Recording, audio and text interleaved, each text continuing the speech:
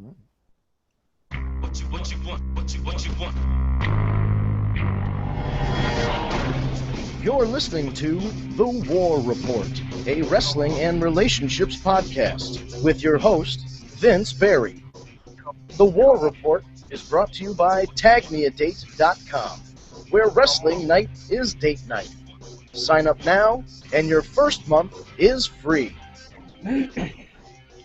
All right, we are live and in public, if you will, baby, on a Tuesday night at 7 o'clock. We are here for the War Report podcast, brought to you by TagMeADate.com. I am your host, Vince Barry from Northeast Wrestling, and of course, as with me as usual, is the TagMeADate.com crew. We will get to them in a second, but yes, once again, more accessible to black people than Hulk Hogan. We are the War Report. Glad to have everybody on board today. Hope that you're all having a nice day, both here in the video scope and out there in video land. So we'll go around, we'll introduce everybody, we'll get into it, because this week, what happened? This whole past week, it's like wrestling turned itself inside out over the past 7 days. I'm not sure what... We've got Hall of Famers, no longer Hall of Famers, in the video game, not in the video game, now it's the Terminator. We've got TNA going through general managers like their Tic Tacs. There's a lot of stuff going on, and we finally got a little more headway on this Global Force TNA thing. I don't know if you heard this, but Jeff Jarrett vacated the title, that King of the Mountain title. So he didn't even have the frickin' balls to put somebody over for the title. They had to make a tournament match. They had to make a whole tournament on episode of their pre-tapes for Impact. And amongst Bobby Lashley and all these other guys, who wins it? Justin Gabriel. Woo, there you go. King of the Mountain, Justin Gabriel. Remember that. We'll go around the room. You're the first one I see, Eric. How are you doing down there in the Carolinas today? I'm doing all right. I haven't been in town. I just got back today. Oh, real? Where'd you go? I had my cousin got married over the weekend, so had that going on, and so I went to Jersey and Pennsylvania, came back to Long Island for a couple of days to be with my nieces, one of which who looks very much like me. It's real funny. Not the hair, right? No, not the hair. Okay. I'm gonna be referred to as Uncle Twin. I have a feeling. No. But does she take her hair and put it together to make a beard to look like? Like, what does she try and look like Uncle Eric? Who knows? Maybe someday. Oh my God, that was like, and I'm not gonna. Okay, I said this last week, I think, because we were talking about the Ohio show that I just did. But every third time I looked at Tessa Blanchard, all I saw was Tully Blanchard. So I get it. Like, you can look at that your cousin and be like, or your niece and be like, oh wow, she looks like me, because Tessa Blanchard is fully, absolutely 100% like a feminine person, but then you can definitely tell she looks like her dad. That's what always gets me about those second-generation girls. They always look like their dad a little bit. Yeah, like Charlotte, for instance. The only one that's way far off is Natty. She just looks nothing like Jim at all, which is at least from I can tell. She had the laugh, or she was trying to get the laugh down. Right. Maybe the stocky, she's built for a girl. Maybe that's where she got it from. She didn't get the goatee or anything, which is fantastic. Lou, or not Lou? Why did I say Lou? Because I have Leo over here, and I'm not wearing my glasses, so I thought it said Lou, but it's actually Stu that I want to talk to. The Laser. How you doing, Stu? No, Stu, you click the video button, not the audio button. Press the audio button. There we go. My bad. Now my name is Lou?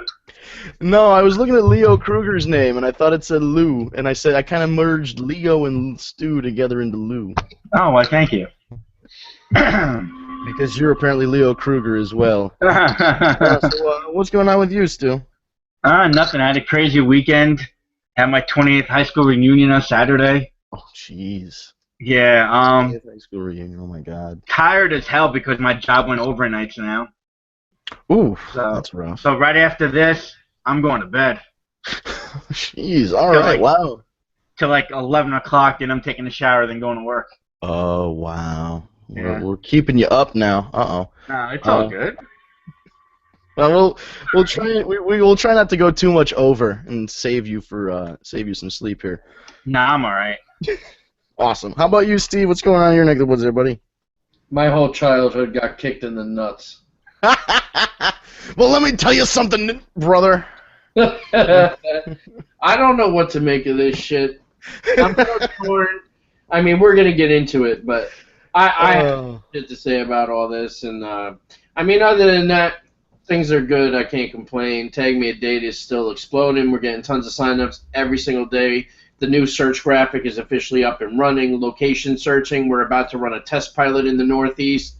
Assuming that's successful, we're going to be live all over with the location searching, so that's coming. So we're excited. We got more things on the way, so we appreciate everyone's support, and things are good. How about you, Vince? How's everything? Can't complain. Went and took a little nappy nap before the podcast here tonight, try and stay fresh because I was exhausted. So hopefully a little more fresh than I would have been if I just stayed up and watched TV or something. Try and keep active here with everybody. Yeah.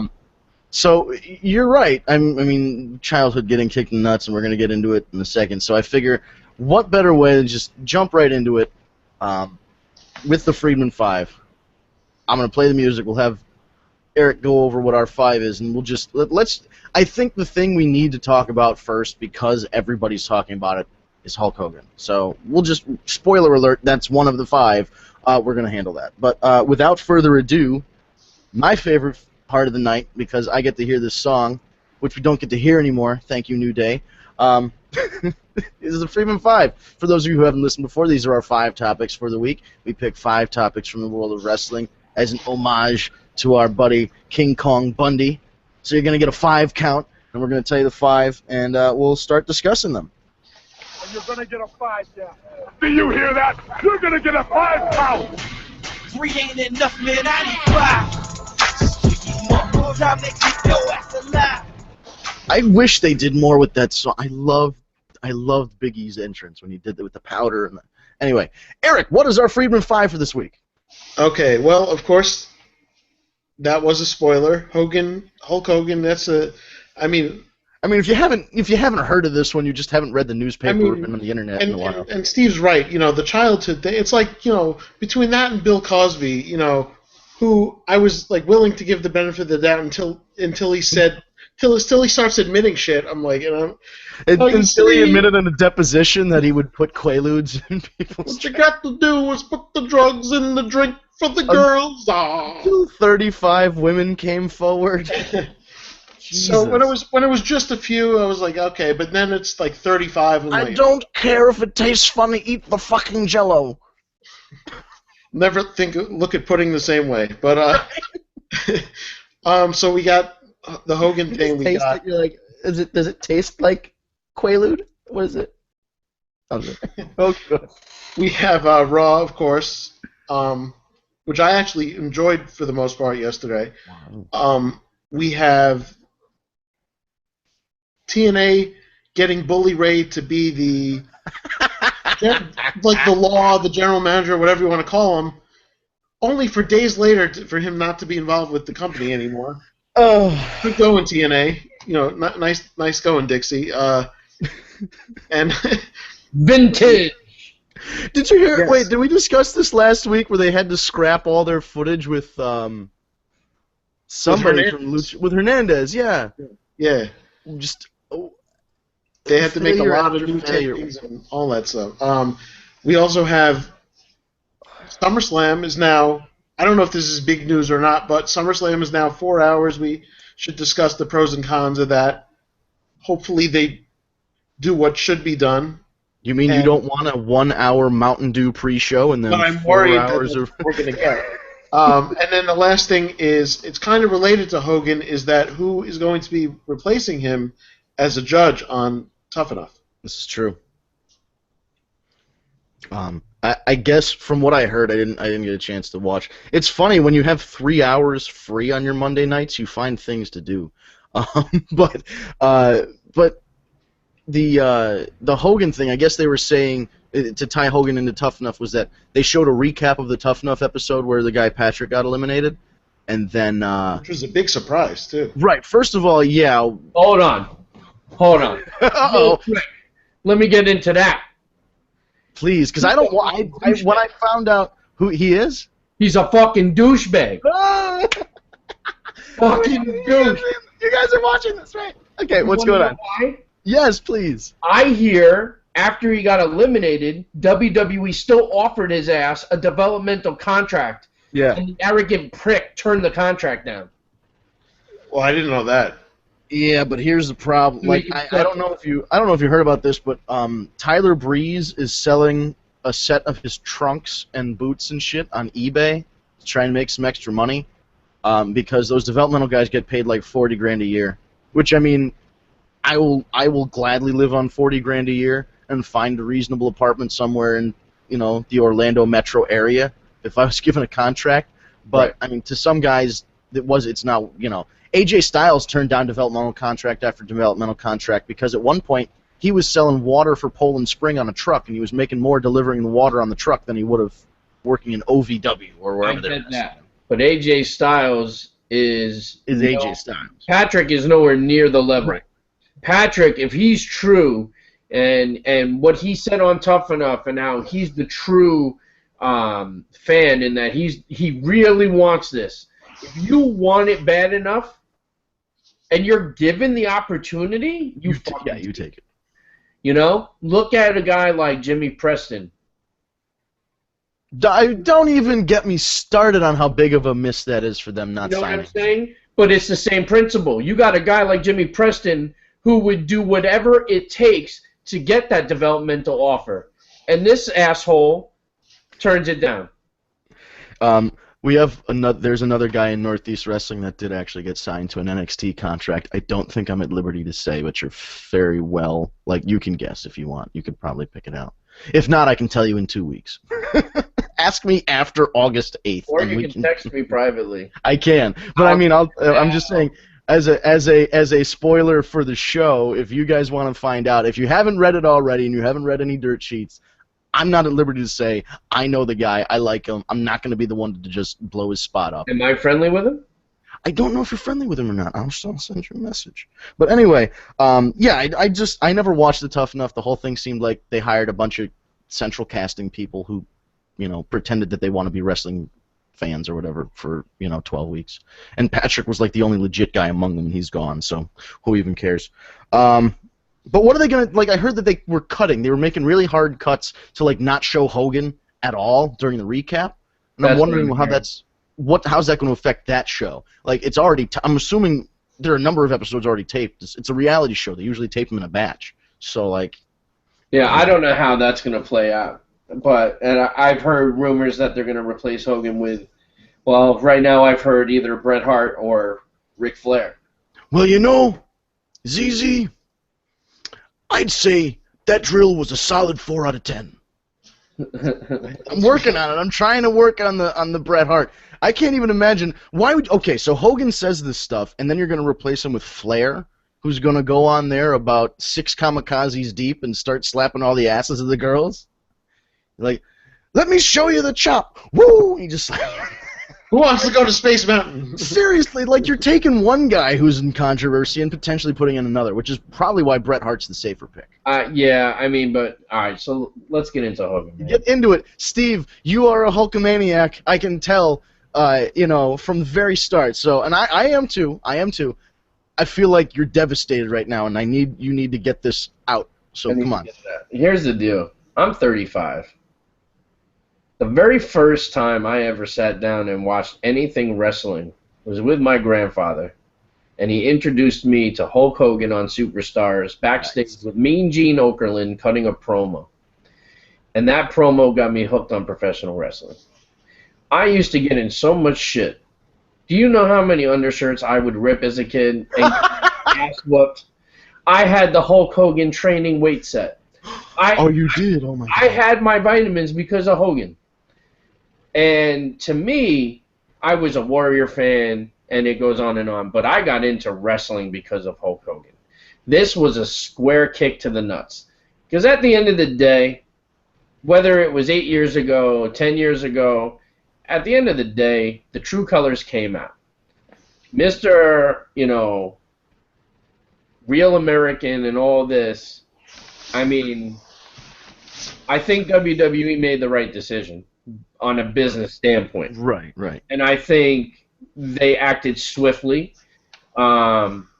Whether Hogan apologizes or not, it's truly how he feels, or he wouldn't have said it at the end of the day. And from what I understand, there's more coming out about homophobic things and everything else. He said that they went to the. I don't know if you remember one of the episodes in the last season of Hogan Knows Best. They went back to his childhood home in Florida. Anyway, he said that they went there, and when they knocked on the door, he's like, a big fag answered it, brother. And I'm just like, oh God, it just gets worse. Yeah. Not to mention, the conversation he had. The true colors are coming out, and it sucks. But I will say this. No matter how much you want to erase Hogan from history, and you want to remove him from the Hall of Fame, which I have some things about that I want to say about that, but you're going to erase him from history. At the end of the day, you can't take away the fact that Hulk Hogan is the Babe Ruth of professional wrestling. Nobody is going to forget the man that slammed Andre the Giant, the man that really brought and helped Vince McMahon bring the WWE mainstream. So at the end of the day, that's never going away. You're True hardcore wrestling fans from your generation, my generation, grew up with Hulk Hogan. Yeah. That's not going to disappear. Do I think they're overreacting by taking him out of the Hall of Fame? I don't know, to be honest. I really don't know. I'm very torn. Part of me says at the end of the day, he's still Hulk Hogan. And he deserves to be in that Hall of Fame more than anybody. They named an award after the Ultimate Warrior. The Ultimate Warrior is a known homophobe. Well, was a known homophobe. Right. He went on a giant tirade one time at UConn, and I remember this because this was like 2005, and I was in college at University of Hartford, and this happened at UConn, and it was kind of a big deal. He was doing a speech for the conservative Republican group on UConn campus, and made a lot of offensive stuff, which they were things that 10 years ago, it's a guy that said something, unfortunate. If this happened today, like if he was still alive and he said it like yesterday, and he just put it up on Twitter, and he just said, because here's what he said. He said, queering doesn't make the world go round.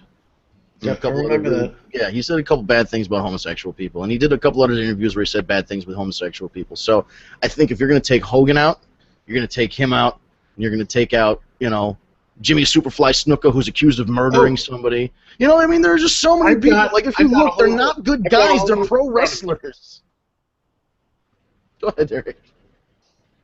I got it. Yeah, no, going off of that point, all right, first of all, O.J. Simpson is still in the NFL Hall of Fame, and he, despite being, found not guilty, let's face it, he's a murderer. Right, and whether or not he did it, he will always be perceived as the guy that was involved. He fucking admitted it in his book that he did it. Yeah, I mean, how arrogant if he did it was that title too? Come on, if I did it, this is how I would have done it. That's basically saying I did it. There's nothing you can do about it. Which they couldn't. Going back to this, like what Vince said, like Snuka had a thing with He's basically a person of interest in a murder investigation, which Vince helped cover up 30 years ago. And he lost a wrongful death suit. Right. They closed the murder investigation because Vince McMahon basically came in and did all the talking for him, and rumors are that he paid the police off too. But now it's 30 years later, they're reinvestigating. And let me get into some of the horrible racism stuff. Like, first of all, Michael Hayes still works for them, and he's a known racist. Like, he was racist towards Mark Henry a number of times. Yeah, you got Bill Watts, who's in the Hall of Fame, and he's known as a pretty big racist. You got Trump making these stupid comments about immigrants and Mexicans, and and then Vince McMahon calling Booker T the N-word live on television. Yeah, he did do that, and then there's and plus multiple people accusing Vince himself of racism. Bobo Brazil, bad news. Brown, crime time. Saba Simba. Never had a world champion that was black unless it was The Rock who was mixed. No, he's not a racist. And then let's think this through. There are levels. He's 70 years old. He's racist. And then we discussed this many, many podcasts ago, but like Triple H talking about how they don't want to put China in because of her porn history, yet Sonny, who's pretty much about to do porn, is in the Hall of Fame. So Sonny does live cam shows on Skype. I will not give you the email address. You can Google it. They should pull that bitch out of the Hall of Fame for her previous comments she just made about the current state of the demon. Yeah, she just said some really rough stuff. Not alone. Not only did she really pissed at her for that. Hideous and Butterface and this and that, but she said that women don't belong in professional wrestling. And if that's how you truly feel, then you damn sure should not be in the Hall of Fame. Women don't belong in professional wrestling. She was ever in the WWE is because she was a fine piece of ass, and that was it. Yeah. She only wishes she could look now the way she did then. Yeah. Yeah. Yep. I don't agree with her either. But like, dude, all right. So before I go into any of this, because I have to play devil's advocate just a little bit here, I'm gonna live. We gotta get Stu LaFleur a little bit. You're gonna be your Sean O'Hare, right? I have to be and you guys know that Stu has the I don't know, the mothership or the train or the whatever. I don't know. There's some kind of device in the background when he speaks that sounds like, I don't know, whirling death. But we're gonna have Stu come on. Stu, what's your take on this whole Hulk Hogan thing? I want to hear from you. First of all, it's my laptop, the hard drive that does that. It's a piece of shit. Sorry about that, guys. It's all right. It's funny. It sounds like a ship. I'm going to go at all 360 what Steve said, and you guys could disagree with me. It's fine, whatever. I think it's a bunch of bullshit because it was 8 to 10 years ago. Who cares? It's over with. A lot of people care. Well, yeah, I mean, a lot of people do. Actually, not really. The guys I work with are wrestling fans and are black. They don't care. Because they're not black. They are black. They're not black enough. Let me tell you, I even call them that word, and they don't care. Whoa, okay. I quit.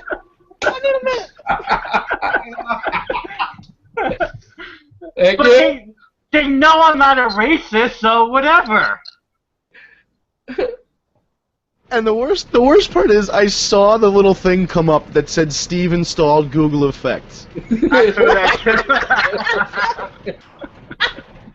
you kidding me? Oh my god. Alright, so continue. So when you call your black friends the word that slave owners used to use, what's their reaction? Vince, you gotta keep in mind, you don't know. These two know. I grew up in Spring Valley, the heart of black people, okay? Okay. I went to Ramapo High School, the heart of black people. In South Africa. Hello there. I got away with a lot of shit because we were all good friends. So not all of them care about it. Right. It was 8 to 10 years ago. Who cares? But firing him, I think, is bullshit. 8 years ago, 10 years ago, at the end of the day, he still said it, bro. And it wasn't like he just said it once in passing or like making a joke. My man goes in at least 30, 40 times in a matter of a minute. He set the land speed record for racial slurs. Like, it was great. I mean... What? He said it without being racist. I heard the video. I heard the audio of it. Without being racist? Yo, is there... Yo, did somebody just win a coin in Legends of the Hidden Temple? What did you do? I just found him. No, but is there an audio of this particular part? Because I know there's like the sex tape that was leaked. But is there audio of all? Because I'm morbidly curious to hear him just. Does he say brother in real life? Like, is that what he does? Like, I want to know. Brother in real life, yeah. His brother, he mixed his brother and the N-word interchangeably. Oh my god. Somewhere there's a Hulk Hogan drinking game where every time he says the word brother, you have to take a shot. Oh god, you die of that. But no, there are a couple issues that I have with it. Is the same thing that I had with the Donald Sterling situation. Donald Sterling is an old racist. End stop. Donald Sterling was illegally recorded by his girlfriend, who was a gold digger, who was trying to blackmail him to get more money. This tape was recorded by Bubba because Bubba's a pervert and likes watching people bang his wife, and then his old executive producer, Spice Boy, took the tape and leaked it to the internet. So they're a bunch of assholes anyway. That's the issue that I have with all of this, is that if there was a camera going on in your house 24 hours a day and caught you at your worst moment, what's going to happen? Are you going to want that on TV for millions of people to see? Not necessarily. I'd have some fun with it. You know, but what I'm saying is, like, if you know, here's the thing. He knew he was on tape. He knew what he was saying. I don't think he ever thought this tape was going to see the light of day. Whether or not that's the right or the wrong thing to do or say in that position, I'm not saying. It's, you know, it is wrong to say what he said.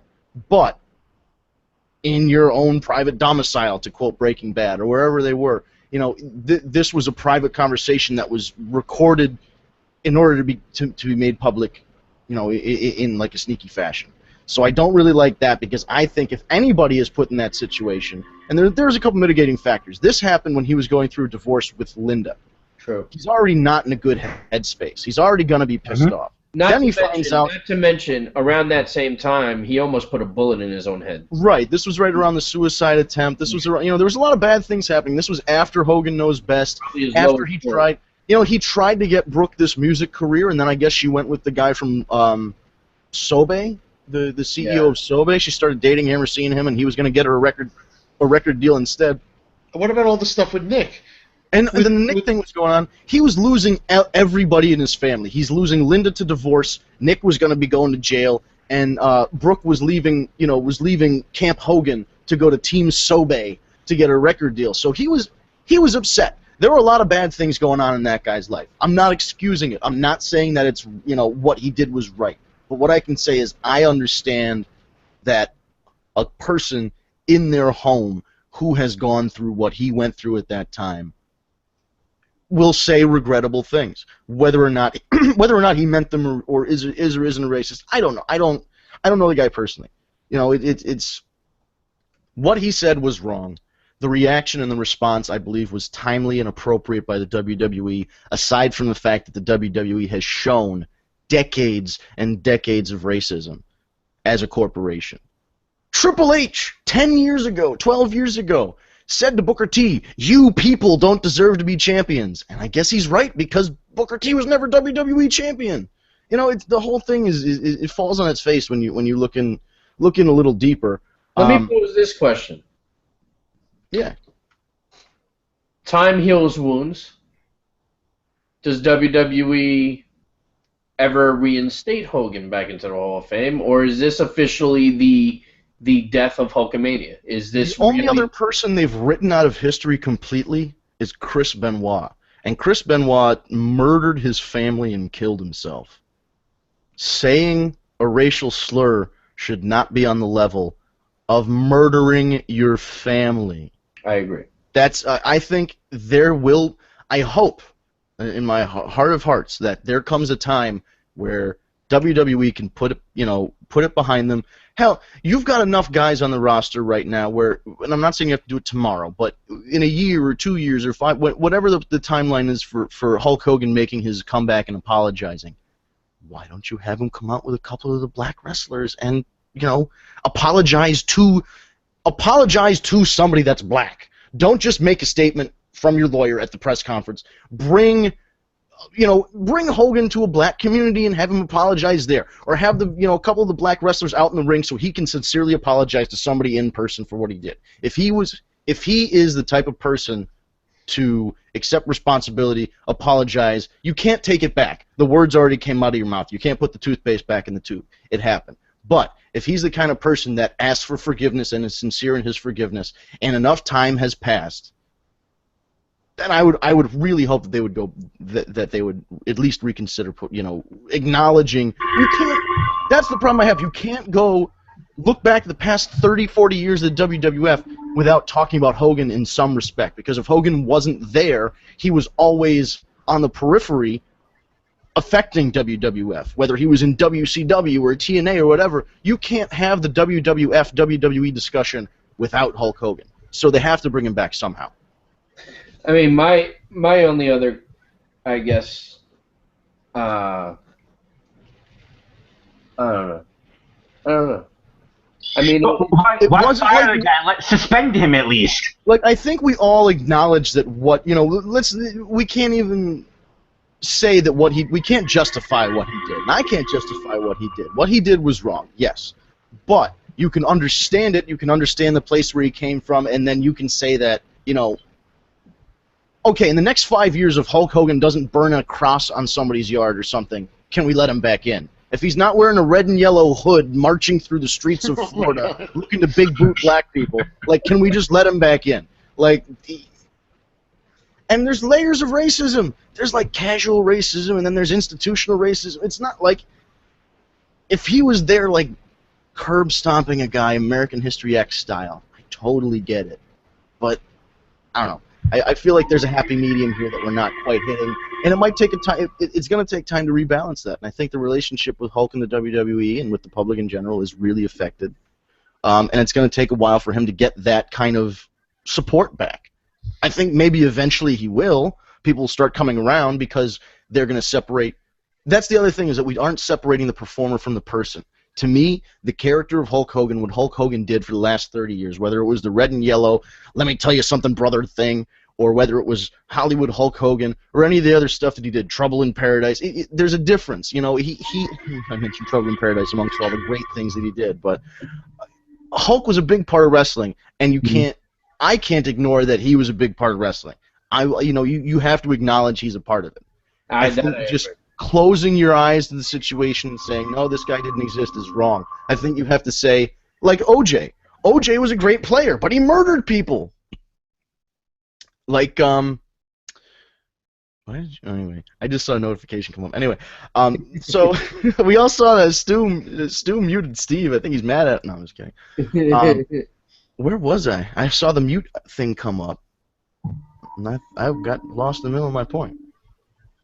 We were talking about Hogan. We were talking about what were we talking? Somebody. Alexis, text me. You're listening, right? Nobody's gonna bail me out of this one, right?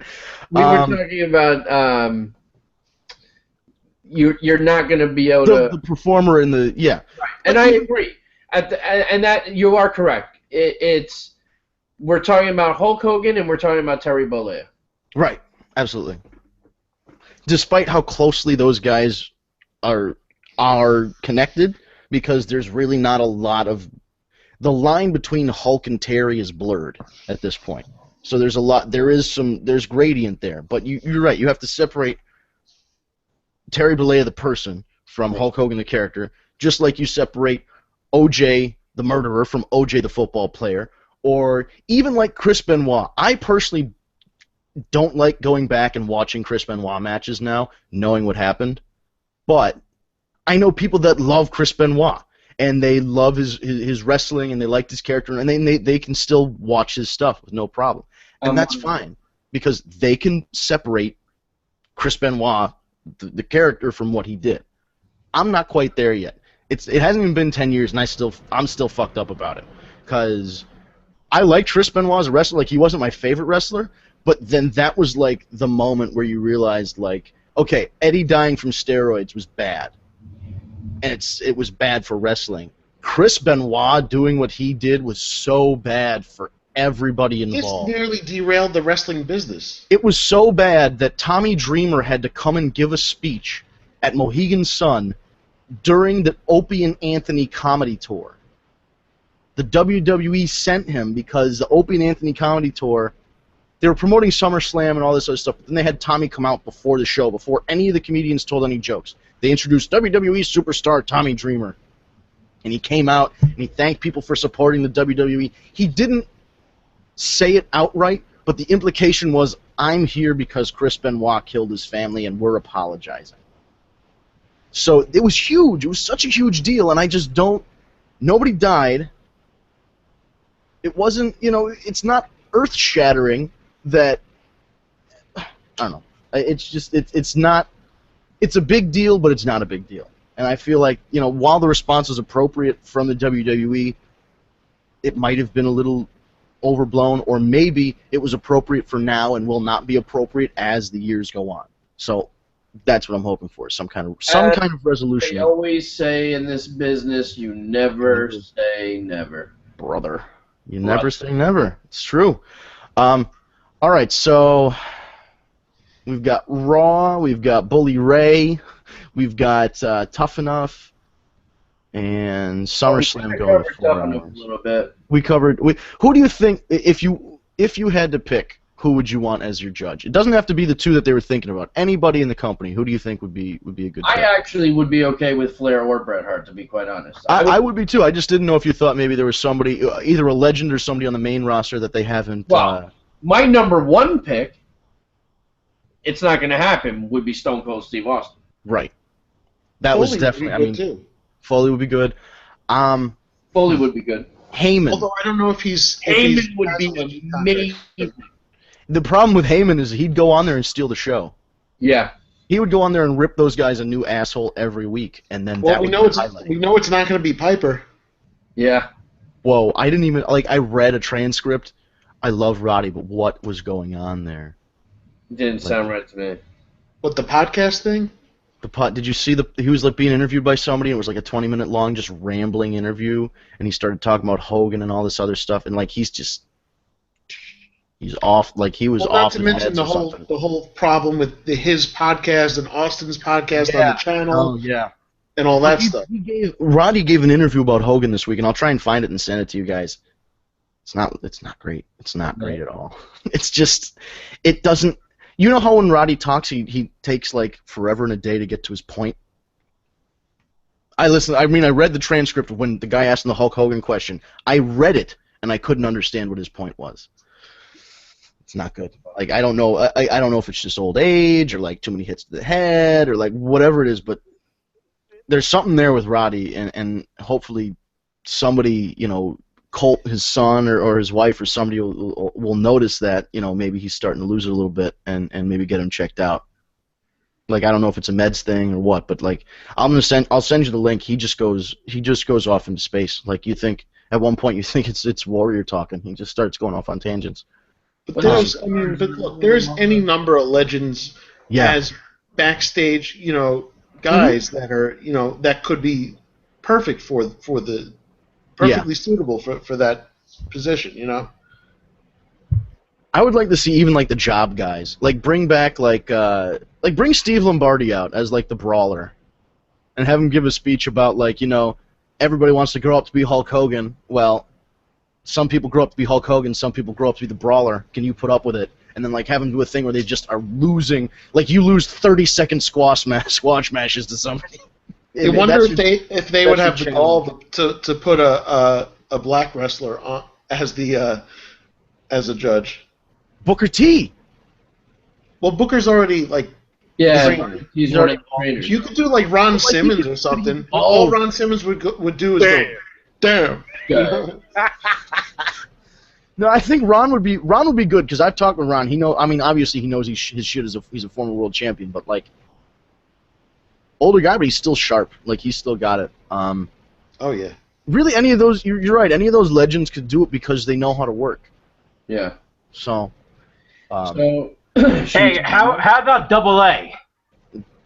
Oh wow. Double A would be a great judge. See, now he's a guy that they would say, oh no, he was only in the WWF for 2 years as the Brainbusters with Tully, but he's had a hell of a wrestling career, and I love Arn Anderson. The Andersons are the Wrecking Crew and all that other Stretching Crew. Jesus, they're just ridiculous.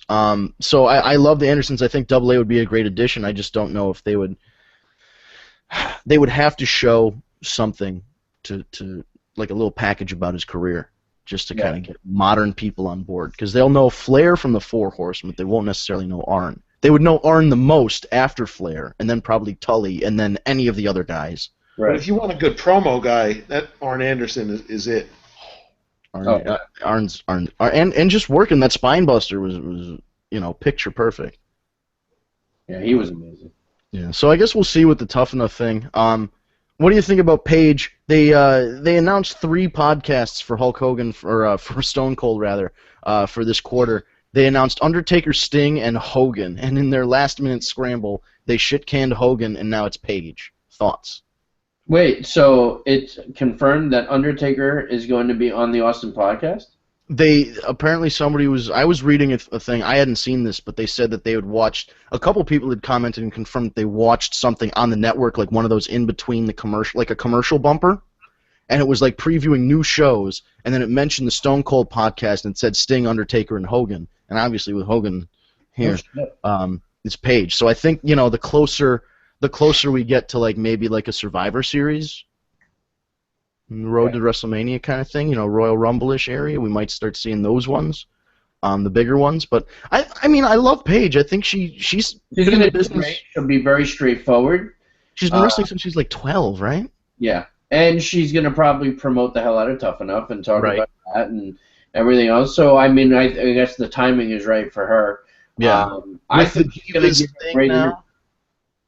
Because there's even like the give divas a chance and all that. I mean, it's kind of really good. That's going to be a big focus on. Yeah, that's got to be. I'm anxious to see what Austin has to say about it too. I mean, listen, you want to talk about a diva revolution, bro? Monday Night Raw this week featured 2 women matches, both women matches that went to 2 commercial breaks. Yeah, they went like 15 minutes. Yeah, so good shit, because those were 2 of the top matches of Raw. And that's what happens when you let girls. With John Cena getting his nose broken, which was awesome. All right, can I just back up and talk about that for a second, since we've kind of segued from Tough Enough to Paige to Raw, which is great. I love the way this show flows. Perfect. Anyway, it'd be more perfect if I didn't fucking talk about it all the time with the segues. But what does John Cena want? A medal? You finished the match with a broken nose. That's what you're supposed to do. Everybody's like, oh, he's so tough. No, he's a wrestler. That's what those guys do. I've seen a lot of guys with a lot worse injuries finish the fucking match. It's a broken nose. Triple H with a quad completely torn off the bone, right? And still wrestles another 8 minutes, one move of which was still the Walls of Jericho. I was just going to say, the frickin' Lion Tamer or whatever it is, and he's pulling back on his legs. Like, come on. But didn't Kevin Owens do exactly the same thing recently, like a few, like late last year when Kevin Owens made his debut, he was wrestling C.J. Parker, and C.J. Parker hit him with one of those palm thrusts or something, right? And broke his nose, or did he break C.J. Parker's nose? I forget which way it ended up. No, was his nose actually broken? I don't think it was broken. I don't know if it was broken, but he messed up C.J. Parker's hand too. He was like when he hit him with his hand.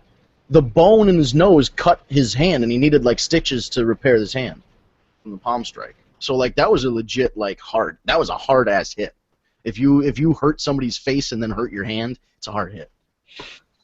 But really, I get yes, he's a tough guy and he's gutsy and he worked through it, and but it's a broken nose when it boils down to it. It hurts a lot, but that's about it. It doesn't you can't breathe and it hurts a lot.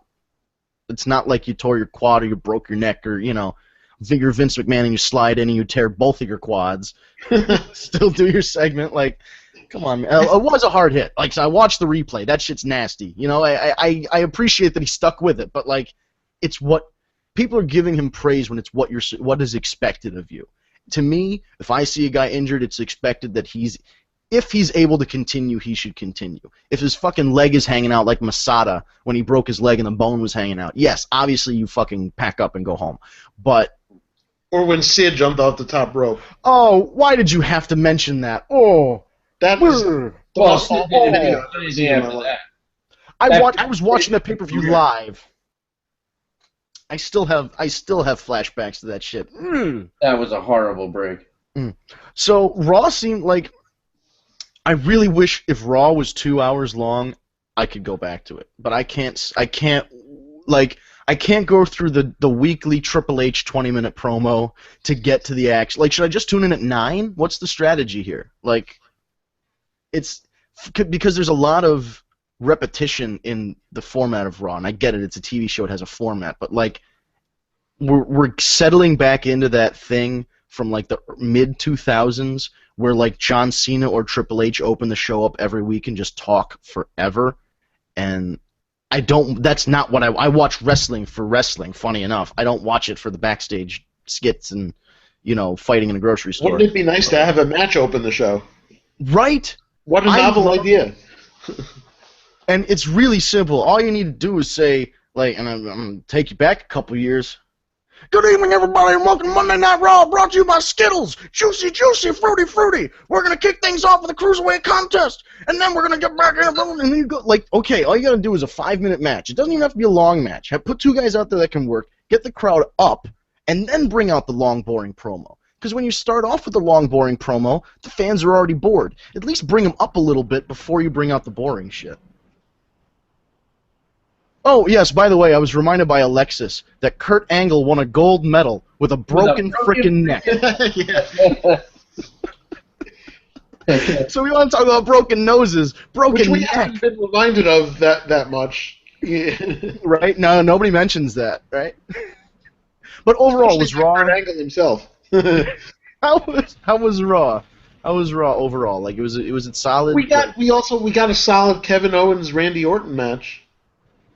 That might be the one. The women's matches in that one might be the one I go back to. Yeah, the women's matches were great. Because I honestly don't want to see John Cena tap Seth Rollins out again.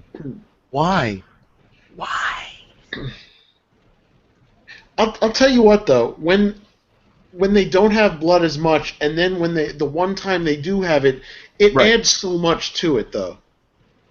Yeah, but this whole check with the doctors, oh I'm bleeding, let's go black and white, let's get it's a physical competition. If somebody bleeds in the UFC, yes, the doctors check it if it's bad enough, but they go back out there and they bleed during the match. It happens. Like in football or basketball, if you people bleed, it's a contact sport. Expect it to happen. I know they're trying to get ratings, but yes, that looked great though. Those pictures, his nose looked like 2 fingers. Oh yeah, his nose legitimately got fucked up. Yeah, it wasn't just oh your nose is broken, put some ice on it. It was your nose is broken, we have to go correct it. It's I'm not sure it's not like blading for the sake of blading like they used to do. Ric Flair. Flair would be bloody all the time. Or the horrible amount of blood Eddie lost in that match against JBL. Oh my God, that was horrifying. Even Austin Bret Hart, when Austin's face was completely covered in blood, it was awesome. You go. But that effect added so much to that moment. Yeah. Right. We got to a point. There was a sweet spot of when guys used to blade, and there was a sweet spot because you wouldn't use it that often. And then Ric Flair just decided at one point, and the ECW guys just decided at one point, they're like, screw it. Let's just start blading in every single match. Well, Flair got a lot of heat for what he did in his match with Savage at Mania 8. Was he not supposed to? Was that the one where he wasn't supposed to blade and he did, and they said it was an accident? Yeah. But when it's not... Even Dusty, too. Dusty. Oh, God, yeah. Look at all those blade jobs he had. Abdullah the Butcher, Carlos Colon. But when it happens and it's for real, it adds so much to it. I think if they had, they obviously don't want you to blade anymore or whatever, but if they had... if they gave themselves one a year... Just one. You know what I mean? Really, that can count as the perfect opportunity to do it. Right, Hell in a Cell or something with a consequence like that. But I mean, this was because you're right. They don't do it as often anymore or at all anymore. It's you read, oh, John Cena broke his nose. Oh shit! It's a legit. You're like, oh, all right. You're into it more. But it's like you said. Let's not confuse things. He's no hero.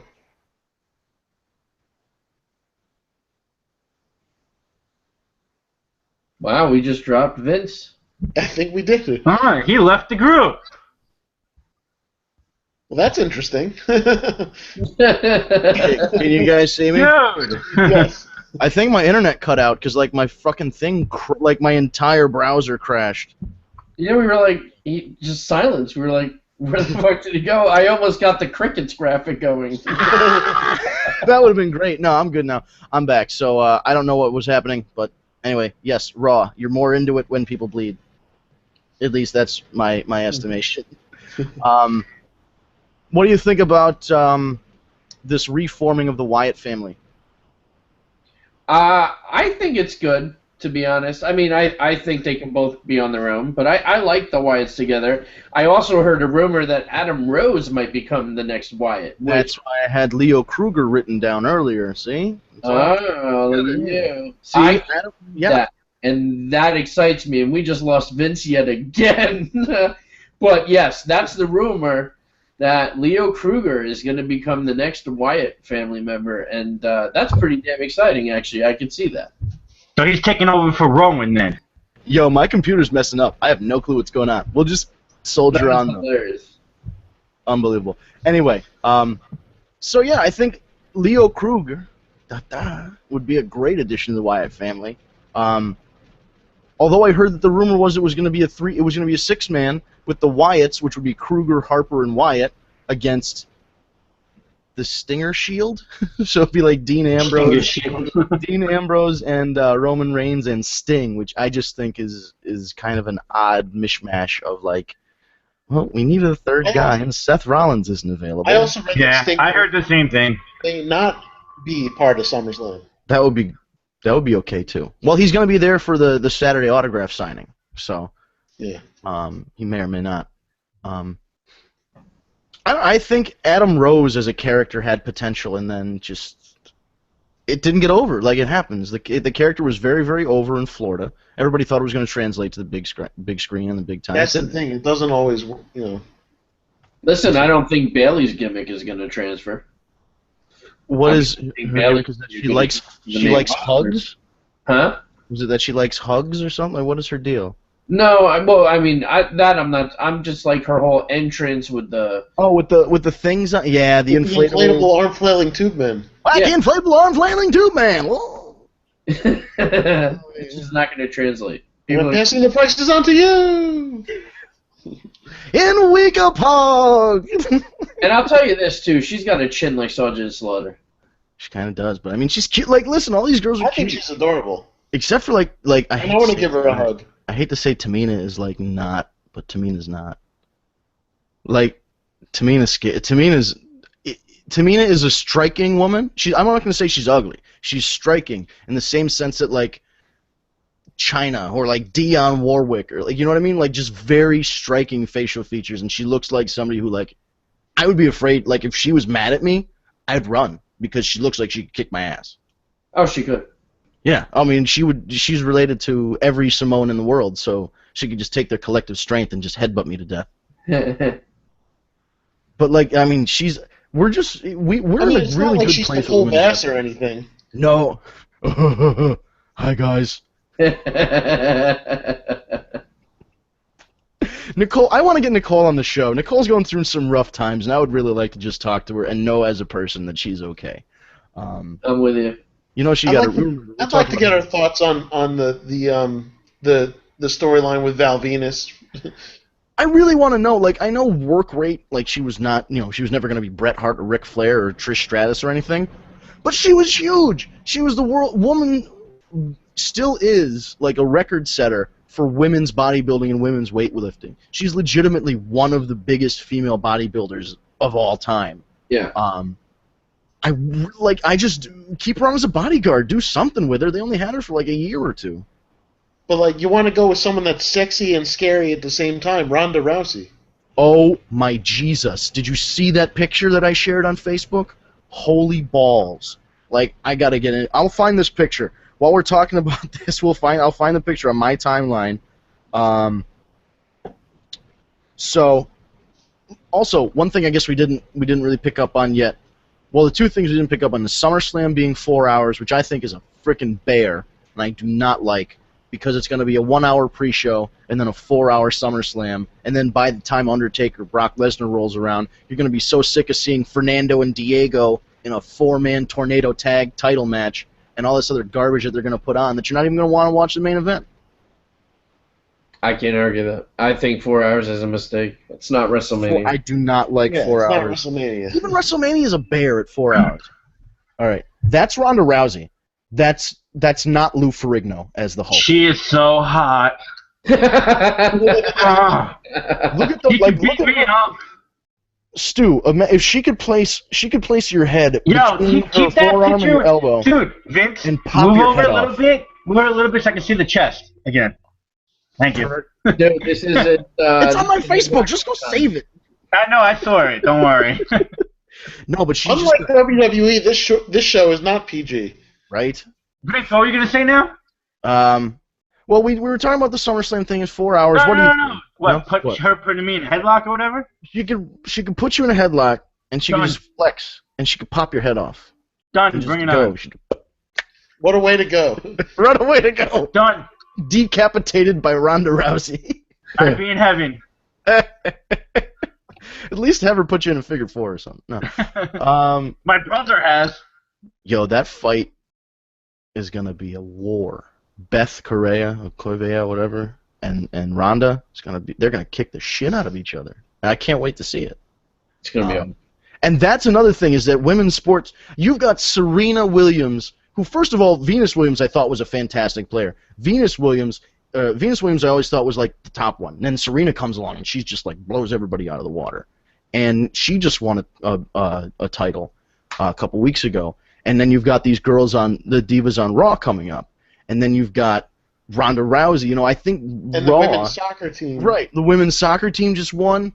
And WWE is aware of all this stuff, and the women's soccer team I heard is the reason they did all this with the women's tag teams, the 6-man, the 3-man groups, or the 3-woman groups, was from seeing all of these positive women athletes coming out with championships and stuff. So I think it's awesome, and I'm still holding out that Dana White and the UFC and whoever work it out with Vince McMahon for that WrestleMania match.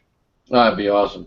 But who out of all these women is going to be the one to take the belt off of Nikki? I mean, the only option is Brie, obviously. Remo. Man, that hurt. Do you know how much that hurt me physically to say? And I was even joking. Oh no. I don't know. Who do you? Charlotte. Selfishly, like, yeah. I mean, okay, Charlotte or Sasha? See, Charlotte's everybody's. I would say most of the people would pick Charlotte right away because she's the biggest, she's the tallest, she stands out the most. I think, in terms of just because she's big and tall and blonde, and she looks like a blonde Wonder Woman because she's so fucking tall. She stands out. Sasha stands out because she's the NXT Women's Champion. Right. Yes. She takes it to the bank. But really though, she has a gimmick. She's the boss. It's flashy. She has the jewelry. She has the whole thing going on. So I think that's great for her that she's got a gimmick. I really think it boils down to those two. Selfishly, I want to see Becky Lynch do it because I love Becky Lynch. That would be one hell of a thing. I wouldn't. I wouldn't be because I think it would be more of a shock because if Sasha goes in as a heel against a babyface Nikki, yes, there's probably going to be interference and she's going to win. Or if Charlotte goes in and then Charlotte wrestles Nikki and then like Brie tries to jump in, but then Becky and Paige take Brie and make sure she can't do the twin magic and they get rid of Alicia Fox and then that's how Charlotte wins. I think Becky, out of all of them, would be the most shocking because she was kind of the afterthought, quote unquote, because it was really supposed to be Bayley's spot. So I think, it would be an out-of-the-box choice for, like, Nikki to be upset by...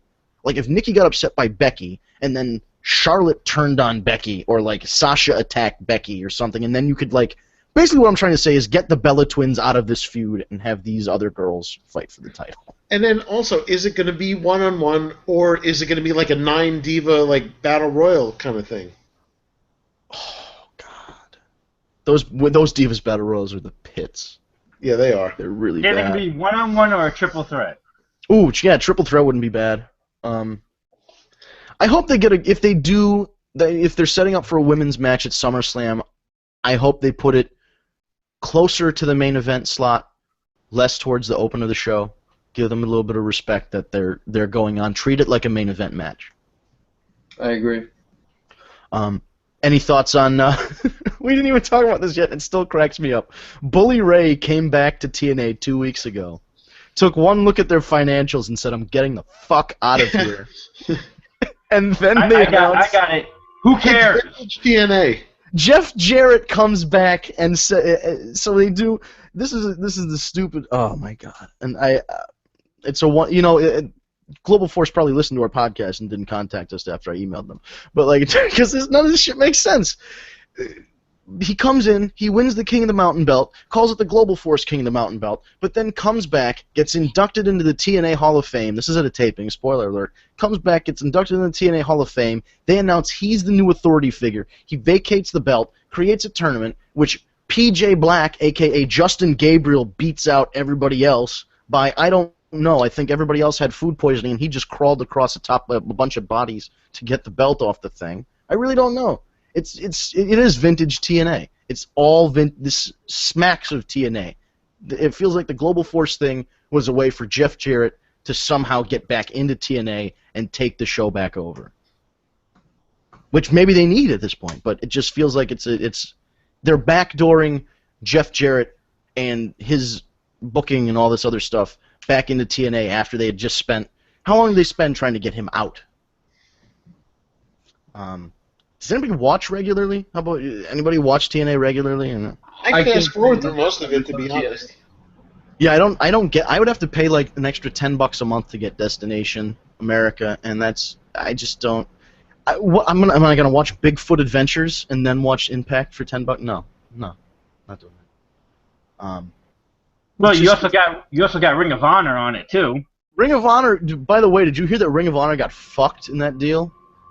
Yo, they took on Ring of Honor had the 8 o'clock spot, then Impact would be on for 2 hours, and then they'd have the 11 o'clock spot. Destination America got rid of Ring of Honor's 8 o'clock spot to put a Bigfoot show on. Wow, really? And now they only give them the 11 o'clock hour. So now TNA is the lead-in for late-night Ring of Honor. I'll just watch it on Nessun. Luckily, I have the ability to do that and just turn on Nessun if I want to watch Ring of Honor. That's ridiculous. It's disrespectful to them because I feel like Destination was hedging their bets by hiring another wrestling company, and now that Global Force has come in with TNA, it's almost like there are 3 wrestling companies, so now they're trying to like quietly get rid of Ring of Honor. It stinks. It really stinks. Yeah, that's bullshit. We managed to touch on everything, and it's 8:02. That's amazing. I'll go around the room. We'll go Eric, Stu, Steve, and then I'll finish up. But any last thoughts, things we didn't touch on, things you meant to say and just thought of now, etc., etc. And we'll start with Eric. A lot of them, like Steve said at the beginning of the top of the hour. Tag me a date. Getting brand new stuff coming along. Really cool stuff, yeah. You can see our pages are updated now. We're getting the location search is coming. More to come. There's more to come. More people signing up. TagMeDate.com. Awesome. Stu. Oh shit! Hold on, Stu. They just announced The Miz as the Tough Enough judge. Oh God. I came to play. Oh, all right. Anyway, go ahead, Stu. Any final thoughts? You can shit on The Miz for a couple minutes if you want. Whatever you want to do. Fuck him. Who cares? He sucks. But the only good thing about him is his hot-ass wife. He got a hot wife. That's all that's good about him. Oh my God. I want to punch him in the face. Yeah. This was a great night, boys. Yes, it was a good show. This was fun. Something I didn't tell you guys on Twitter. Mattel halted everything on Hulk Hogan's figures and items and everything. He's screwed. That's a lot of money. Everybody listening, keep signing up for Tag Me a Date. It's doing great. And Vince, we'll see you Saturday, man. Yes, Saturday. I'll be there's a ECPW will be at Provident Bank Park. I'll be there representing all of us. I haven't heard from them yet. I emailed them. Hopefully they'll get back to me. Oh shit! You know what else happened tonight? Big news! Tommaso Ciampa at the Impact Wrestling set. What's Tommaso Ciampa doing in the Impact Zone? All right. Yeah. Yeah. You remember that shit? Every time somebody debuted, they used to say, "What's he doing in the Impact Zone?" Well, I don't know. He signed a contract, dude. That's how it works. Well, thank you, Stu, for coming on. Recent addition, the MVP of the Providence Convention. So thank you. Namaste. All right, how about you, Steve? Anything else you want to finish up with tonight? Oh, Eric and Stu said everything about tagging me a date, so just keep signing up. And special shout out and thank you to WrestleDelphia.com. Wrote an awesome article about us. Really appreciate it. And special shout out to Jason Carrion from Married at First Sight, being a supporter of Tag Me a Date, cutting a nice promo, which we'll finish out with tonight. So yeah, thanks for all the support. We appreciate it, and we'll see you next week. Vince, what about you? Well, of course, this weekend I got 2 shows coming up, August 1st and 2nd with Northeast Wrestling. Our Wrestling Under the Stars summer tour is underway. We've already done our stop in Ohio. Thank God that long trip is over. But we have much shorter trips to Dutchess Stadium up in Fishkill or Wappingers Falls. But for those of you who are more familiar, it's the Fishkill area.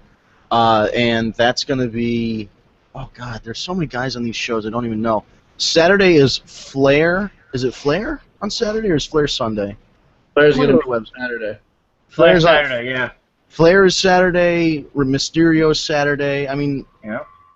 Samoa Joe. Samoa Joe. Samoa Joe is wrestling Warbeard on Sunday, and I cannot wait. Yeah, let me see what we got. Oh, my God, these are some... I thought he was fighting Dijak. Well, Joe's got Dijak on one of them, and then Warbeard on the other, which is just. I thought Dijak's Saturday. That's probably what it is. Oh, that's right. The Young Bucks are taking on Mysterio and Alberto. Yes. It's gonna be an awesome show. Super Kick City against Taven. Super Kick City. Jesus. Dijak Joe. I'm looking forward to. Falls Count Anywhere. Brian Anthony, Ron Zombie. Wow. Not bad, not bad. Mikey Webb and Bandito, and then Mandy Leone, looks like from Ring of Honor, against Mickie James. She's cute. Mickey's always cute. And Matt Hardy, of course, is going to be there. Oh, shit, I totally forgot about the living legend Larry Zbyszko and Leaping Lanny Poffo, the genius. Both of those guys are also going to be there. So hype. Sunday's in Lowell. So that was in Fishkill. Sunday, the 2nd's in Lowell. We got Mickie James. We got a 3-way match between Alberto, Matt Hardy, and Rey Mysterio. Samoa Joe's taking on Warbeard, and those 2 guys are going to murder each other, I'm sure. Mick Foley's going to be there. The Kingdom is taking on the Young Bucks. Holy poop. Alexis Nevaeh from Top Rope. You guys might know her. She wrestles all over the place against Mickey. Brian Anthony against Caleb Conley, my boy Caleb. And Mike Webb's wrestling Dijak, Jimmy Preston, which, by the way, again, Jimmy Preston, you know, I'm sure I'll say this privately as well, but publicly, it was absolute horseshit that the WWE didn't at least offer a 1-year developmental contract to a guy like Jimmy Preston. Agreed. He has a huge upside. I understand that, you know, maybe age was a factor because he's in his late 20s instead of his early 20s. But that's bullshit. The guy's in good shape. He can work. He can talk. He's the total package. And from what I heard, he was thinking about retiring and scaling back and all this. So if that's the case, I mean, dude, you're way too young to retire. You're not even 30. You can't retire yet. Because if you retire, that means I've got to retire. So please don't. Please stay with us. I want to see the Thrill Ride do television commercials and TV shows, and I want him to be on the next season of The Bachelorette and all kinds of things for him. Because I think he's got a huge upside. So I'm really happy for one of my friends who got signed, and I really feel empathized with Jimmy. So come out and see us this weekend. It's gonna be fun. Fishkill, Lowell. We're gonna be in Bethany next weekend on the 8th. So we'll talk about that later. There's gonna be a Texas Death Match at that one. So there's a lot of fun stuff coming up. But really, like these Tag Me a Date changes and the website updates and upgrades and all that, I've been here, watching the site, watching these guys work on it for a year now, and just the progress they've made in the past 365 days is amazing. So support the site. Go to WrestleDelphia, read that article. We're going to play something from, I'm sorry, I'm blanking on his name, Married at First Sight guy. Jason Carrion. Jason Carrion, which, hold on, what kind of balls does that take to get married at first sight? Kudos to that guy. Yeah. Wow, and her. Like, I could not do that. I just couldn't do it. Wow. So we're going to play something from him. Check out the site, support Tag Me a Date. It's real cool. They're nice guys. I can't say anything bad about them. I mean, I could. They're far enough away, but I'm not going to. So I hope everybody tunes in. We're here every Tuesday, 7 p.m. Eastern Time. You can also just catch the replay on the Tag Me a Date YouTube channel if you don't catch it live.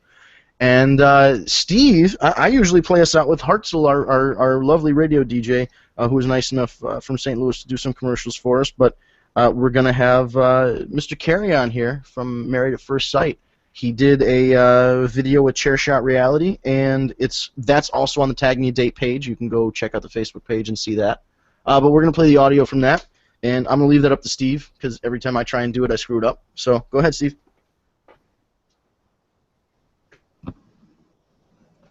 I'm going to go to the YouTube app, too. My mouse.